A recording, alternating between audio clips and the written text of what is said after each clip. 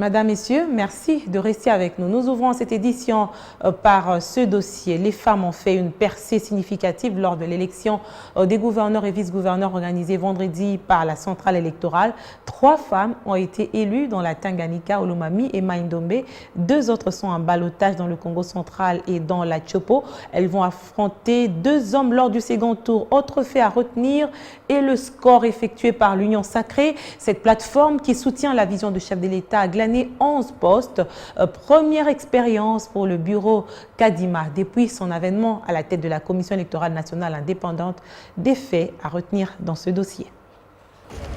Kisangani et Matadi doivent encore retenir leur souffle. L'élection des gouverneurs et vice-gouverneurs organisée par la Commission électorale nationale indépendante n'a pas donné des vainqueurs. Gimbandu, candidat de l'Union Sacrée, et Nefertiti Gundiaza, indépendante, vont se départager dans un second tour. Même tableau dans la Tchopo, où Madeleine Mikomba et Tony Kapalata vont se départager lundi. À Kinshasa, l'élection du vice-gouverneur a connu la présence du président de la centrale électorale. Sans surprise, le député provincial Gérard Moulumba, plus connu sous le nom de Gekoko, a été élu comme adjoint du gouverneur Jantini Ngobilambaka. Ses électeurs attendent beaucoup de lui. Nous attendons de l'honorable Gekoko en qualité de député et de vice-gouverneur qui connaît les désidératas, que ce soit de la population comme de ses électeurs, les députés.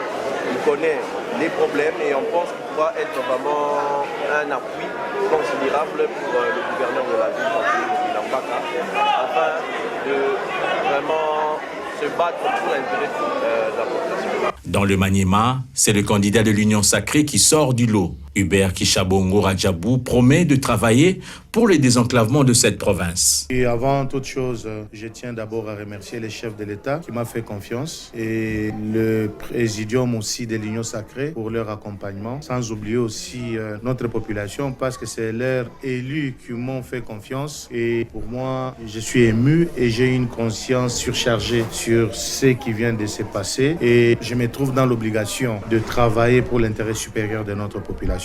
Et sans oublier aussi mes frères qui étaient candidats comme moi, je le tends la main. Nous sommes tous fils du Maniema. Nous devons travailler ensemble pour les changements de chez nous. Nous sommes des frères. On n'a pas voulu être des frères. L'essentiel, c'est les changements de chez nous. Ce n'est pas dire que si j'étais le meilleur, mais peut-être les collègues m'ont fait confiance. Et moi aussi, j'ai confiance en eux. Les provinces du Tanganyika, du Mai-Ndombe et du Olomami seront désormais dirigées par des dames. Julie Ngungwa pour le Tanganyika, Rita Bola pour le Mai-Ndombe et Isabelle Yumba Kalenga pour le Olomami. Dans le Lomami voisin, c'est Nathan Ilunga qui sera désormais le chef de l'exécutif provincial. Après 3 ans d'inaction, la province du Sankourou pourra compter sur son nouveau gouverneur, Jules Lodiemongo. Patrick Mathias Kabea prend les commandes du Kasaï oriental pendant qu'un autre candidat Union Sacrée, John Kabea, brigue le poste de gouverneur du Kasaï central.